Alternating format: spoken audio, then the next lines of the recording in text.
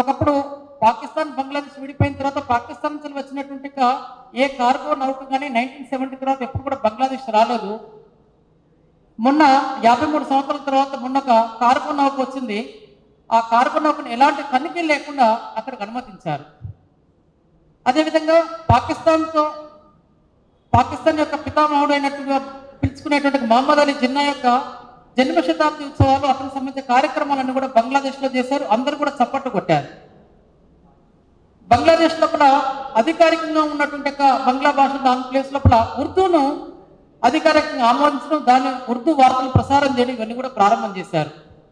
నెమ్మదిగా పాకిస్తాన్ యొక్క తన అనుకూలంగా ఉండే విధంగా అక్కడ కావాల్సినటువంటి చర్యలు ప్రేరేపించడము, అక్కడ ఉన్నటువంటి విద్యా విషయాల లోపల పాకిస్తాన్ తన యొక్క ప్రభావాన్ని చూపించడం ప్రారంభం చేసింది. వీటన్నిటిని చూస్తుంటే నెమ్మది అక్కడ ఉన్నటువంటి ప్రభావం మొత్తం కూడా పాకిస్తాన్ తన గుప్పిట్లోకి తీసుకుంది. ఇంతకుముందు ఏదైతే అంబేద్కర్ గారు చెప్పినటువంటి విషయం ఏదైతుందో ఇక్కడ మనం అర్థం చేసుకోవచ్చు.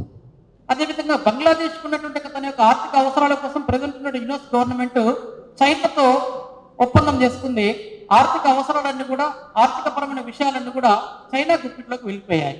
ఒక రకంగా భారత్ని 30 ఏళ్ళ బంధించడం కోసము ఈ పాకిస్తాన్, చైనా, డీప్ స్టేట్ తెరలేపినటువంటి అమెరికా, సిఐఏ ఇట్లాంటి వాళ్ళందరూ కూడా కలిపి బంగ్లాదేశ్ని ఇబ్బంది పెట్టడం కోసము ఈ రకంగా ప్రయత్నం చేస్తూ వచ్చారు. దాంతోపాటు అక్కడ ఉన్నటువంటి వాళ్ళ ప్రధాన ఉద్దేశం హిందువులను తరిమివేయాలి.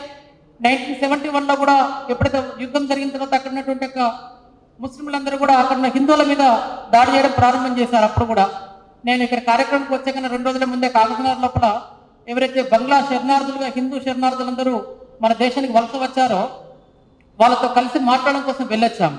అప్పుడు వాళ్ళ మీద జరిగిన దాడులు, అకృత్యాలు అన్నీ చెప్తూ వాళ్ళు ఏమన్నారంటే, ఈ అకృత్యాలను ఎలా మీరు వర్ణిస్తారని చెప్పి అంటే అప్పుడు వాళ్ళు ఏమనంటే, ఆ రోజు రామాయణం లోపల రాక్షసులు ఎలాగైతే సాధారణమైన సమాజం మీద పడి దారుణమైన అకృత్యాలు చేసేటువంటి వాళ్ళు అంతకన్నా భీకరమైన అకృత్యాలు వాళ్ళు మా మీద చేశారని చెప్పేసి వాళ్ళు చెప్పారు.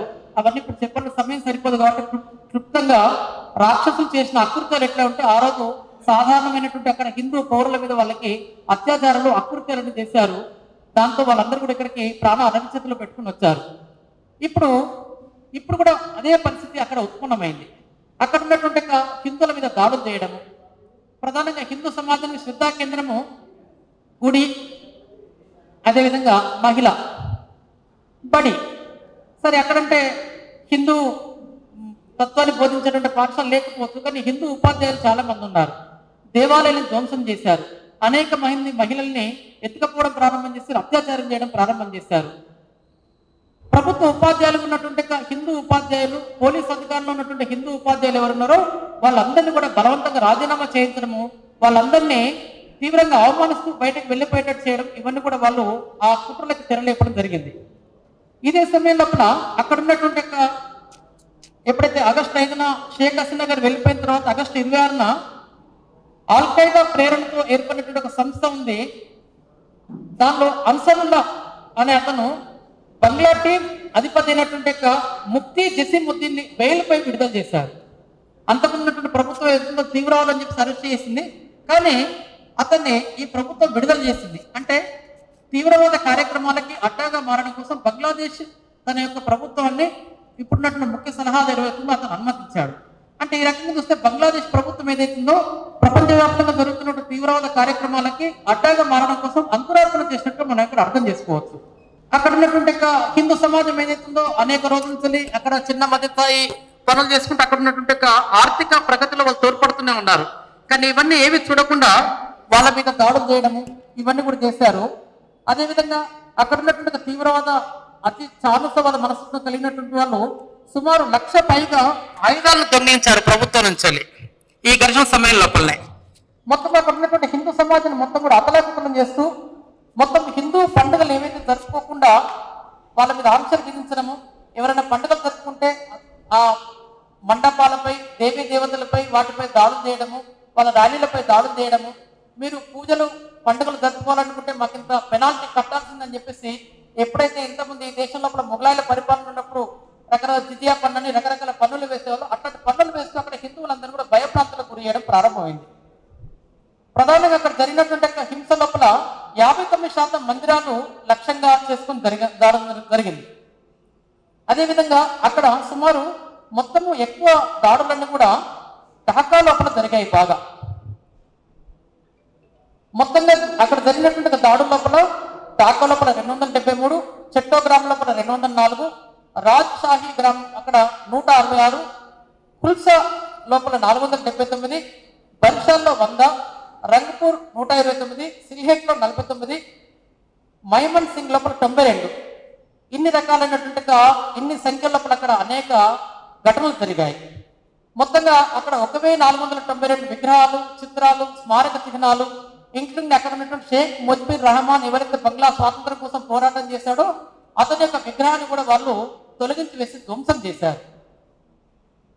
వీటన్నిటిని సాధ్యం చేస్తూ బంగ్లాదేశ్ ప్రభుత్వం కేంద్రంగా భారతదేశానికి వ్యతిరేకమైనటువంటి కుట్రల్ని తెరలేపడం కోసం అక్కడ ప్రయత్నం చేస్తూ వచ్చారు. అక్కడ ఉన్నటువంటి వాళ్ళందరూ కూడా భారత జాతీయ పతాకాన్ని అక్కడ బంగ్లాదేశ్ లో ఉన్నటువంటి ఆఫీసులలో కానీ మిగతా చోట్ల డోర్ మ్యాట్ లాగా ఉంచుతూ వాళ్ళు భారత జాతీయ పతాకాన్ని అవమానపరుస్తూ దీన్ని సామాజిక మాధ్యమాల ద్వారా అన్ని చోట్ల కూడా ప్రసారం అయ్యేటట్టు వాళ్ళు చేస్తూ వస్తున్నారు. దాంతోపాటు భారతదేశంలో పాకిస్తాన్లో ఉన్నటువంటి తీవ్రవాద గ్రూపులు ఏవైతే ఉన్నాయో భారతదేశం వ్యతిరేకంగా పనిచేస్తుంటారో వాళ్ళందరితో వాళ్ళు సమన్వయం చేసుకుంటూ వాళ్ళు పనిచేస్తూ వస్తున్నారు. ఈ రకంగా మొత్తంగా అక్కడ ఉన్నటువంటి మొత్తం అంత సమాజం మొత్తం కూడా మాకు భారతదేశం మాకు స్వాతంత్రం కోసం సహకరించినటువంటి కృతజ్ఞత లేకుండా మీ దేశం హిందువుల్ని మీ దేశం భారతదేశం కాబట్టి మీరు అక్కడికి వెళ్ళిపోండి ఇక్కడ ఉండకూడదని చెప్పి ఏదైతే 1971లో ఏ నినాదంతో వాళ్ళందరి మీద దాడి చేస్తూ వచ్చారో ఇప్పుడు కూడా అదే రకంగా చరిత్ర ఉత్పన్నమైంది. అందుకే చరిత్రను మనం గుర్తుపెట్టుకోవాలి. స్వామి వివేకానంద చెప్పినట్టు ఒక హిందూ మతం మారితే ఏ పరిస్థితి ఉంటుంది, అదే ఇస్లాంలో ఉన్నటువంటి సోదర భావం ఏతుందో వాళ్ళ మధ్యన మాత్రం సోదర భావం ఉంటుంది, సార్వత్రికమైన సోదర భావం ఉండదు. ఇది మనం చరిత్రలో జరుగుతున్నటువంటి సంఘటన. దీన్ని బట్టి మనము హిందూ సమాజంగా మనం మనగరగా కొనసాగించాలంటే బంగ్లాదేశ్ లో ఉన్నటువంటి పరిస్థితులు ఏవైతే ఉన్నాయో వాటిని మనం తప్పకుండా అర్థం చేసుకుని రాబోయేటువంటి రోజుల మన దేశానికి ఎదురయ్యేటువంటి హెచ్చరికలకు మనము గమనించుకొని మనము మన సమాజాన్ని మనము కాపాడుకునే ప్రయత్నం చేయాలి. కలిసి ఉంటే నిలుచుంటాము, విడిపోతే పడిపోతాము. కాబట్టి మనం నిల్చుండాలా పడిపోవాలని హిందూ సమాజం నిర్ణయించుకోవాలని అవసరం వచ్చింది. బంగ్లాదేశ్ పాఠాలని మనం అర్థం చేసుకుని మన సమాజ రక్షణ కోసం మనందరం కూడా ముందుకు వెళ్లాల్సిన అవసరం అని చెప్తూ నేను ముగిస్తున్నాను. జై హింద్, జై భారత్.